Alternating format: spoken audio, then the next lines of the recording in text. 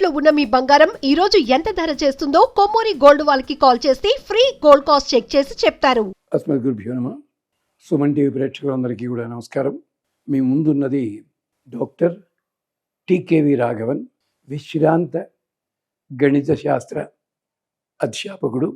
గత తరంలోని 11 మంది దిగ్గంతుల దగ్గర బ్రహ్మసూత్రములు, అలాగే ద్రవిడ ప్రబంధము, అదే పద్ధతిలో పురాణములు తెలుసుకుని వృత్తిరీత్యా ఇంజనీరింగ్ కాలేజీలో పనిచేస్తూ ఇలాంటి ఛానల్స్కి, అలాగే బయట కూడా ఎవరైనా అడిగినట్టయితే వాళ్ళకు కూడా ధర్మశాస్త్ర విషయాలు, సందేహాలు తీర్చుతూ ఉంటాం.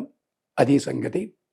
దీని వెనకాల అంతమంది పండితుల శుభాశీస్సులు ఉన్నాయి కనుక చెప్పే ప్రతి మాట కూడా ఆధారం లేకుండా చెప్పడం అలవాటు లేదు అని జ్ఞాపకం చేస్తూ, దీంట్లో చెప్పిన విశేషాలకు సంబంధించి మీరు ఒక్కసారి మూలము వెతుక్కోగలిగితే మూలము చూడండి. తరువాత ఇతర విశేషాల గురించి అడిగినట్టయితే అడగవచ్చును. మొదటి ప్రశ్న ఏమిటి అంటే, జీవితంలో స్థిరత్వం రావాలి, ఆర్థికంగా నిలదొక్కుకోవాలి. దీనికి అందరికీ అనుకూలంగా ఉండే మంత్రం ఏదైనా ఉందా?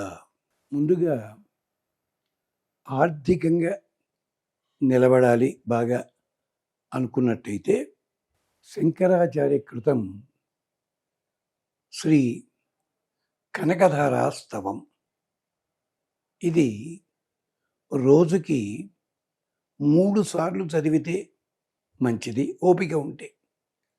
లేదా ఒకసారి చదవండి. కనీసం 45 రోజులు, గరిష్టంగా 90 రోజులు. ఇంకా కొన్నాళ్ళు చేసినా కూడా మంచిదే. లక్ష్మీ నారాయణులని ఇద్దరూ కలిసి ఉన్న చిత్రపటం కానీ విగ్రహం కానీ పెట్టుకుని పూజ చేయండి. 11 సార్లు పసుపు, 11 సార్లు కుంకుమ, 11 సార్లు గంధము వెయ్యండి. ఏమీ నామావళి చెప్పక్కర్లేదు. తర్వాత ఒక 2 పుష్పాలు ఉంచండి.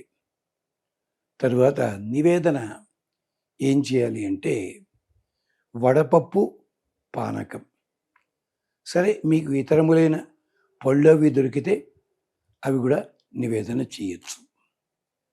ఈ పని చేయండి. శుక్రవారం నాడు మాత్రము, అంటే ఈ మధ్యలో శుక్రవారం వస్తే పాయసం నివేదన చేయండి. కనకధారాస్తవం శంకరాచార్య కృతం 3 సార్లు కానీ ఒకసారి కానీ. మధ్యలో ఊరెళ్ళడం కానీ ఇలాంటి ఇబ్బందులు వచ్చాయనుకోండి, అది బ్రేక్ ఇచ్చుకోండి. తిరిగి వచ్చిన తర్వాత మళ్ళీ కొనసాగించండి. ఆ పసుపు, కుంకుమ, గంధం కొంచెం ఎక్కువగా ఉంటుందంటే అది తీసి ఒక డబ్బాలో పెట్టుకుని బొట్టుగా ధరించండి. ఇది ధనప్రాప్తికి. ఇక స్థిరత్వం కావాలన్నారు కదా, దీనికోసం ఆంజనేయ స్వామికి సంబంధించి ఒక శ్లోకం, యథా రాఘవ నిర్ముక్త శరః గచ్చేత్ తత్వత్ గమిష్యామి లంకాం రావణ పాలితాం. మళ్ళీ ఒక్కసారి, యథా రాఘవ నిర్ముక్త శరః గచ్చేత్ శ్వసన విక్రమ తత్వత్ గమిష్యామి లంకాం రావణ పాలితాం.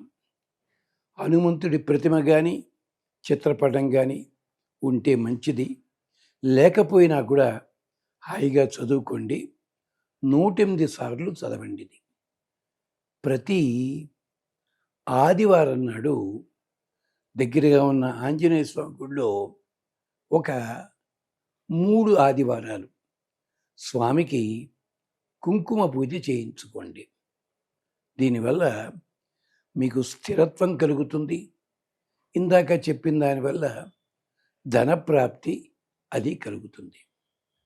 ఇదేమిటంటే, యథా రాఘవ నిర్ముక్తచర గచ్చేత్ తత్వద్గమిష్యామి అన్న శ్లోకంలో అంతరార్థం ఏమిటంటే, మన జీవితంలో స్థిరత్వం రావాలంటే మన నిశ్చయాలు స్థిరంగా ఉండాలి. హనుమంతుడు చెప్తున్నాడు వానరులతోటి, రాముడు వదిలిన బాణంలాగా నేను లంకానగరమే పెడతాను. ఏ లంకానగరం? రావణాసుడు పరిపాలించే లంక. అదేమిటండి, ఇంకా వేరే లంకలు ఉన్నాయా? ఆ రోజుల్లో ఉన్నాయి. 7 లంకలు ఉన్నాయి. రావణాసుడు పరిపాలించే లంకకే నేను పెడతాను. అంటే మన జీవితంలో స్థిరత్వం రావాలంటే లక్ష్యశుద్ధి కావాలి. లక్ష్యం అన్నది స్థిరంగా పెట్టుకోవాలి. అంతే తప్ప చాపల్య బుద్ధితోటి ఇట అట అట ఇట ఇది మాత్రం ఉండడానికి వీల్లేదు. యథా రాఘవ నిర్ముక్త చర గచ్చేత్ శసన విక్రమ తత్వత్ గమిష్యామి లంకాం రావణ పాలితాం. రామబాణంలా పెడతాను అంటే అర్థం లక్ష్యశుద్ధి ఒకటే కాదండి, రాముడి మనస్సుని అనుసరించి బాణం పనిచేస్తుంది. సాధారణంగా బాణం వదిలిపెడితే అది వెళ్ళిపోతుంది. కానీ బాణం వదిలితే, రాముడు వదిలితే, రాముడు మనస్సులో ఏమనుకుంటున్నారో దాన్ని బట్టి ముందుకెడుతుంది.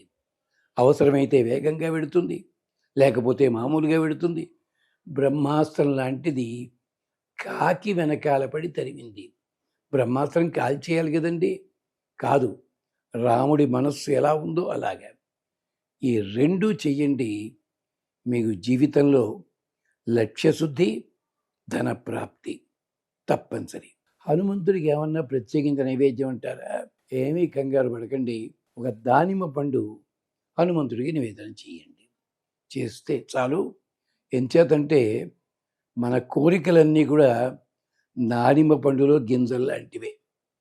ఒక వరస తీయగానే పొరడ్డం వస్తుంది, గింజలు లేవనుకుంటాం, పొర తీస్తే మళ్ళీ గింజలు. మన కోరికలన్నీ అదే బాపతు. ఇది గమనించండి, శ్రద్ధగా చేయండి. దయచేసి శుభ్రముగా ఉండి చేసుకోండి. ఆ విగ్రహము 5 అంగుళముల మించకుండా ఉండేలా చూసుకోండి. లక్ష్మీనారాయణుడిది కానీ హనుమంతుడిది కానీ అది మీరు ఇంట్లో పెట్టుకోవచ్చు. శ్రద్ధగా చేసుకోండి. మీ దగ్గర సెలవు తీసుకుంటాడు టీకేవి రాఘవన్. స్వస్తి.